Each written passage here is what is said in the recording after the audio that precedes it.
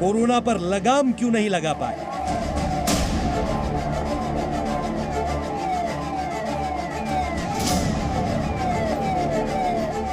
Bulldozer राज में corona पर कब एक्शन?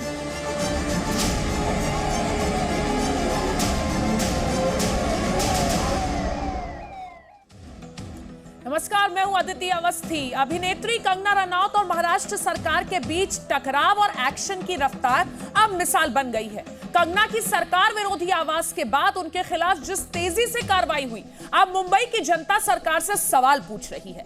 महाराष्ट्र में एक दिन में 23,000 से ज्यादा कोरोना के मामले सामने आए हैं, लेकिन सरकार कंगना पर एक्शन में व्यस्त है। क्यों?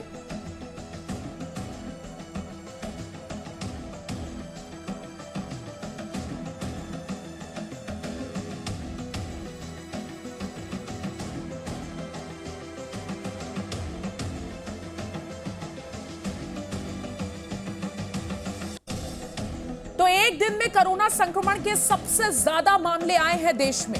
ये अपडेट हम आपको दे रहे हैं। 24 घंटे के अंदर कोरोना के 95,735 मरीज मिले हैं। एक दिन में कोरोना संक्रमण से सबसे ज्यादा मौत के मामले भी अब हमारे सामने हैं।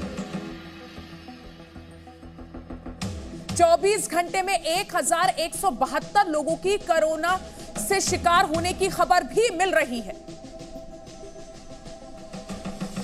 भारत में संक्रमितों की संख्या 44,65,863 हो गई है।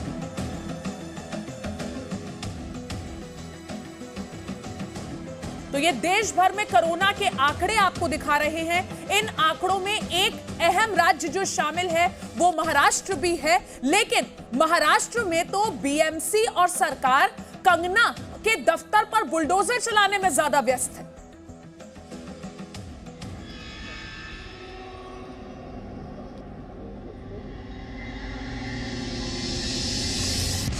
8 सितंबर 2020 को बीएमसी ने नोटिस चिपकाया। 9 सितंबर 2020 को कंगना के दफ्तर पर बुलडोजर चलाया। 10 सितंबर 2020 को कंगना के खिलाफ शिकायत। 10 सितंबर 2020 को ही मातोश्री में बैठक।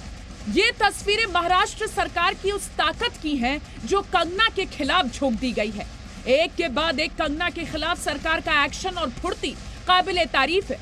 लेकिन महाराष्ट्र की जनता अभी जिस मुसीबत से जूझ रही है, उससे निपटने की रणनीति क्या है? उधर सरकार महाराष्ट्र में बेलगाम हो चुके कोरोना पर क्या एक्शन ले रही है? आखिर क्यों आर्थिक राजधानी मुंबई में कोरोना की रफ्तार पर लगाम लगाने में सरकार नाकाम दिख रही है? महाराष्ट्र में कोरोना के 9,67,349 मरीज हो गए हैं। बीते 24 घंटे में महाराष्ट्र में रिकॉर्ड 23,577 मामले सामने आए हैं, जबकि महाराष्ट्र में कोरोना से 24 घंटे में 380 समेत कुल 27,784 लोगों की मौत हो चुकी है और अभी भी महाराष्ट्र में 2,53,100 मामले एक्टिव हैं। तेजी से कोरोना के बढ़ते मामलों पर लगाम लगाने की बजाय महाराष्ट्र सरकार कंगना से बदला लेने में जुटी है।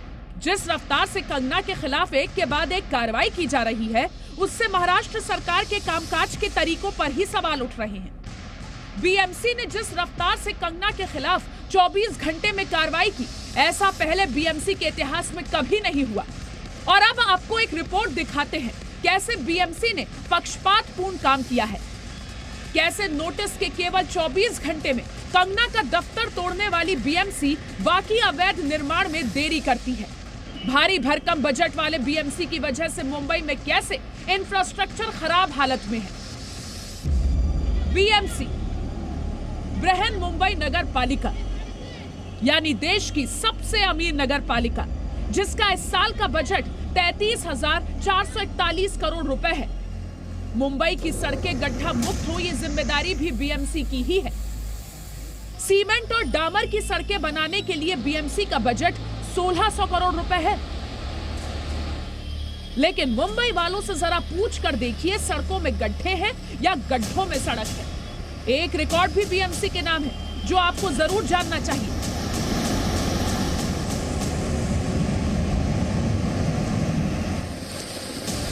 मुंबई को हर साल बारिश और बाढ़ में डुबोने का रिकॉर्ड।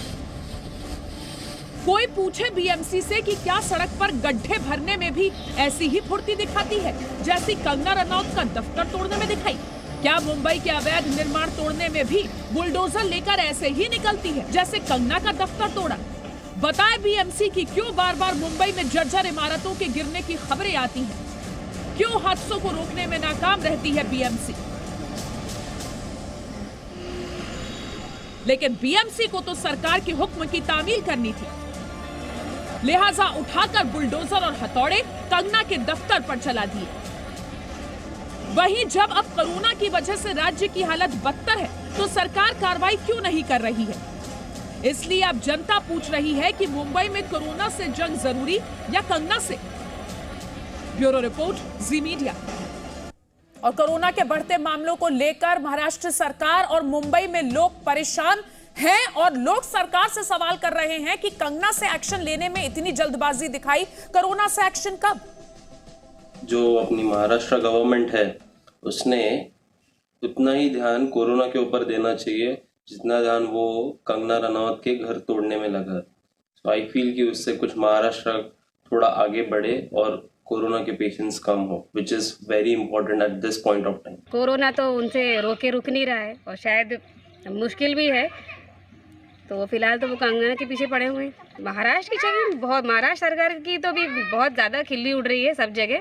हम देखें जब भी बाढ़ आती है तो क्या अतिक्रमणकारियों के अतिक्रमण तोड़े जाते हैं कि बाढ़ से लोगों को राहत पहुंचाई जाती है? उसी प्रकार आज कोरोना से पूरा प्रदेश लड़ रहा है, तो महाराष्ट्र सरकार को चाहिए कि पहले कोरोना से लोगों को बचा, बाद में लोगों के अवैध जो भी कंस्ट्रक्शन है उनको तोड़ना चालू करें।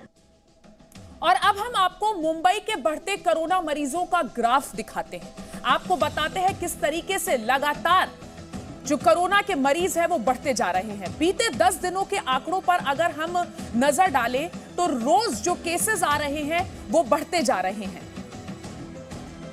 1 सितंबर से ये केसेस जो शुरू हुए, जो आंकड़े हम आपको दिखा रहे हैं, उनके बाद लगातार हर दिन के साथ कैसे बढ़े हैं वो आप नजर डालिए उस पर।